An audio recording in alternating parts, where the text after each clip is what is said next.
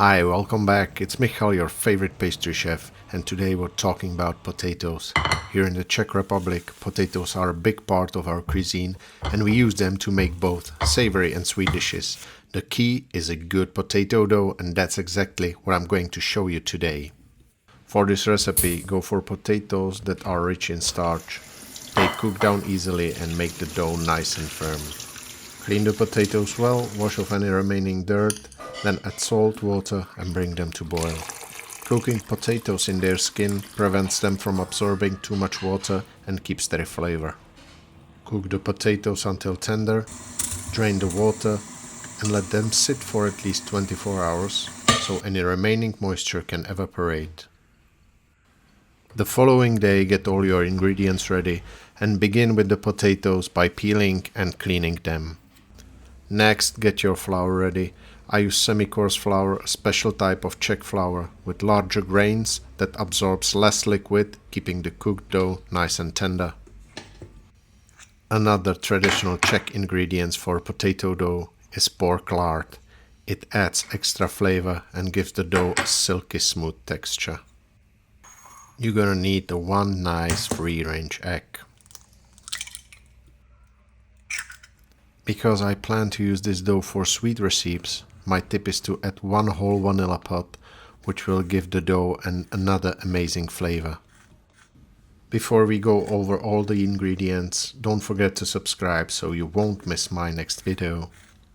Here we have all the players: potatoes, flour, pork lard, eggs, vanilla and salt. You can find the exact amounts in the video description.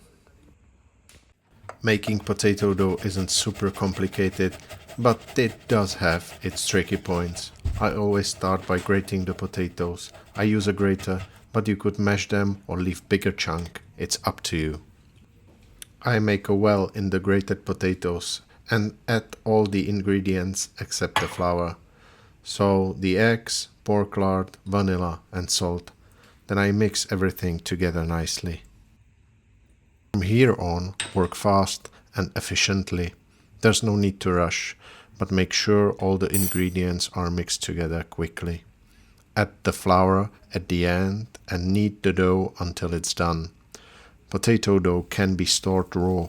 It has to be shaped into gnocchi, in Czech we say gnocchi, dumplings, knedlíky or noodles, nudle, and cooked before storing. Otherwise, when you leave the dough in the fridge, it will turn runny and won't work. The amount of flour I used in this recipe depends on the type of potatoes I had. Potato dough takes a bit of practice and a few tries before it turns out perfectly. Try cooking a small piece separately at the end. If it falls apart, you can add a little more flour, and don't forget, work with it as quickly as you can. Another important tip is not to overwork the dough at the final stage. Handle it only as much as needed, otherwise it will become runny again and unusable. The great thing about potato dough is that it's made from just a few simple basic ingredients. It does take a bit of practice, but the results are more than satisfying and you'll be thrilled. In the next video, we'll dive into a specific recipe using this potato dough. Thanks for watching and see you next time. Ciao.